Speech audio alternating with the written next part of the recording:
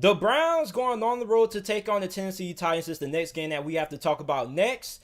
Before I get into it, make sure that you guys subscribe to the channel if you haven't already. I upload NFL videos and NFL content daily. Also, make sure that you hit that like button and share the video on your Twitter, Facebook pages, Instagram, wherever, because when you like the video and you share the video, it helps the video get more views, helps the video rank higher and the YouTube search algorithm, and it helps get more traffic to the channel. It helps me grow. And a lot of people always ask me, JT, how can I support the channel? How can I help you and this channel grow? Well, the best way to do that is by liking the video and sharing the video. And plus, it's free. You guys don't have to pay anything. So for the Cleveland Browns, they are 8-3 right now. And this is the best team that they have played since the Las Vegas Raiders, which they lost 16-6 on week 8. So for the Cleveland Browns, the playoff starts now. Because 3 out of the 5 next opponents that the Cleveland Browns want to face, including the Tennessee Titans, have a record of above 500. And Cleveland is going to have to beat at least one of these teams if they want to clinch a playoff spot. You have to play the Ravens, you have to play Pittsburgh again, and you got to play Tennessee this weekend. So you have to at least win one of these games if you want to clinch a spot in the playoffs. Now, you do have to play the Jets again, which is a winnable game. So at best, if the Cleveland Browns want to make it to the playoffs, they have to go 11-5. Now, 10-6, they could still make it into the playoffs with a 10-6 record, but that would be cutting in a little bit close. So the playoff starts now for the Cleveland Browns. And they're going on the road to face the Tennessee Titans team that is really hot right now. They are currently a 5.5-point favorite at home right now. And you look at the Tennessee Titans. You look at the Tennessee Titans team that right now is riding the Derrick Henry bus as long as they can ride it. And Derrick Henry in December is normally when he really starts to take a toll on teams. Because remember, I told everybody this. If you guys haven't seen my Rams versus Cardinals preview and prediction video, go ahead and watch it. There'll be a card popping up so you guys can go ahead and check that out. But I said that the NFL season starts after or during Thanksgiving week.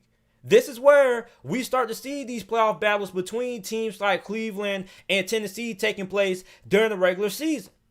And during the month of December is where Derrick Henry really takes a toll on teams. This is where teams are kind of beat down due to injuries. They don't really have a lot of depth up front. And that's where Derrick Henry comes in. And we saw this similar scenario play out last year with Derrick Henry carrying the Tennessee Titans to the playoffs, giving a couple of good performances by Ryan Tannehill. And we saw the Tennessee Titans ride that Derrick Henry train until they couldn't ride it no more against the Kansas City Chiefs in the AFC Championship game last year. So this is a time of year when Derrick Henry starts to take a big toll on opposing defenses. And Derrick Henry over the last couple of games, man, he's been sensational. We saw what he did to Indianapolis last week. He was a one-man wrecking crew. He had 3 touchdowns, 6.6 yards per carry, 178 rushing yards. I had him on my fantasy football team. I was really happy. I was rooting for Derrick Henry. What really made me mad was the fact that Derrick Henry should have had more fantasy points, but they had to take away. It was like a read option play before halftime that they went ahead and they called a read option and Ryan Tannehill scored a touchdown. I mean, I'm not mad at the play call. I understand why, because everybody knew who was getting the ball, even though I doubt Indianapolis would have been able to do anything to stop it. But at the end of the day, that Derrick Henry train is rolling and chugging all cylinders at the most important time of the NFL season. You look at the previous game that Tennessee played against Baltimore when Derrick Henry had 133 rushing yards, 27 carries, 4.8 yards per attempt, and 1 touchdown. Looked like the Baltimore Ravens, nobody wanted to tackle this man. And I can't blame anybody for not wanting to tackle this human wrecking machine as a man, or whatever you want to call him. Because listen, this dude, Derrick Henry, is what, like 6'8", like 250 pounds. I know he's not 6'8", but I mean, this dude is big. And you're playing in the cold. It's freezing cold the majority of the time that you're playing. Nobody wants to tackle this man. Let's be honest. If you're on the field and you're like a 5'11", 185 corner, you don't want to tackle this man. So they're riding that Derrick Henry train until they can't ride it no more. And if you're Tennessee, I can't blame you. Now, on the opposite end of the field, you're going to be lined up against the Cleveland Browns. The Cleveland Browns, under head coach Kevin Stefanski, are identically similar to the Tennessee Titans. Now, they may not be as talented as the Tennessee Titans are. They are identical replication of what Tennessee is.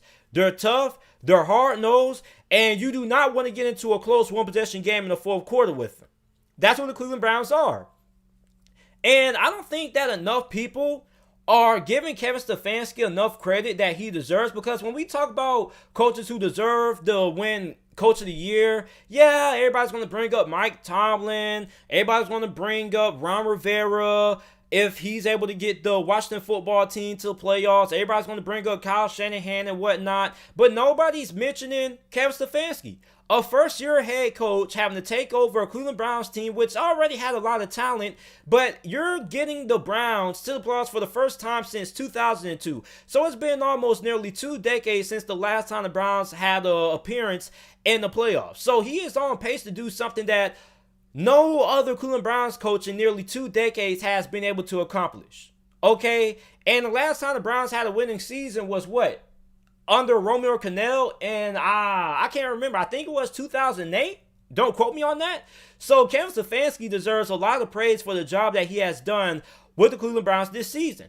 Now, there is a narrative that is going to be coming into this game, if you're a Browns fan, that you're going to hear from Titans fans and a lot of NFL fans out there, that the Browns are in the same boat as the Pittsburgh Steelers because both of the teams are overrated. People are saying that the Steelers are overrated because all their games are close, and people are saying that the Browns are overrated because they have taken advantage of an easy schedule. But let's not forget that the Browns did have a pretty convincing win against the Indianapolis Colts a couple of weeks into the season. Let's not forget that for all you Browns fans who are going to have to defend yourself. You're looking for some ammunition to defend yourself against the overrated arguments. You can say, well, we beat the Indianapolis Colts. Indianapolis Colts right now are a pretty good football team right now. So you got to give us credit for that one. So you look at the Cleveland Browns, they barely managed to beat the Jacksonville Jaguars last week, 27-25. And the Jaguars are a team that, although they are bad, they are like, what, 1-10? They're starting to be really competitive right now. The Jacksonville Jaguars are going to mess up somebody's playoff aspirations. I don't know who it is, but they're going to mess up somebody's playoff hopes, or they're going to cost somebody a playoff seeding or something like that. So you look at the Cleveland Browns, a lot of their games have been fairly close. Now, given it has been the weather conditions, but last week against Jacksonville, that is a game that they probably should have dominated, and they left a lot of points on the board, especially in the red zone, due to Baker Mayfield missing a couple of big throws in the red zone. Like, he had a Jarvis Landry touchdown that he missed. He also had a touchdown that was going to go to another wide receiver as well that he missed as well. So Baker Mayfield has kind of been a little bit inconsistent. I mean, he hasn't been bad, but he hasn't been great. I still think Baker Mayfield is good enough to get the Browns to the playoffs, that they are capable of winning the playoff game. But we know the way that the Browns want to win this game. They want to run the football with Nick Chubb 30, almost 40 times down your throat. Same way Tennessee wants to do. Tennessee wants to run the ball almost 30 times a game with Derrick Henry. That's the same way Cleveland wants to win games. Cleveland can beat you throwing the football if they have to, but that's not the way they want to win games. So you look at the way Nick Chubb has played. We're talking about Derrick Henry. Nick Chubb is a guy who has really turned it on since he has came back from his injury. His 3 games that he's been back from injury: 144 rushing yards, 7.6 yards per carry against the Jacksonville Jaguars last week. 1 touchdown, 19 carries.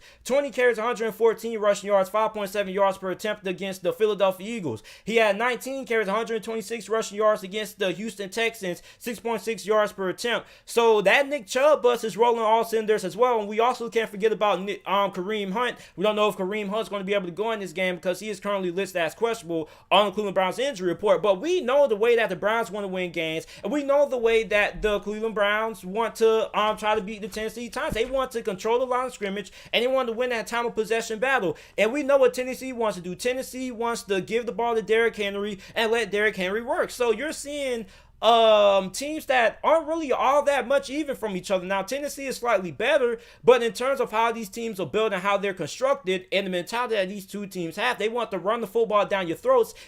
And if you can't stop it, you're not going to be able to win this game. So my question is going to be, which team is going to be better suited to stop the run?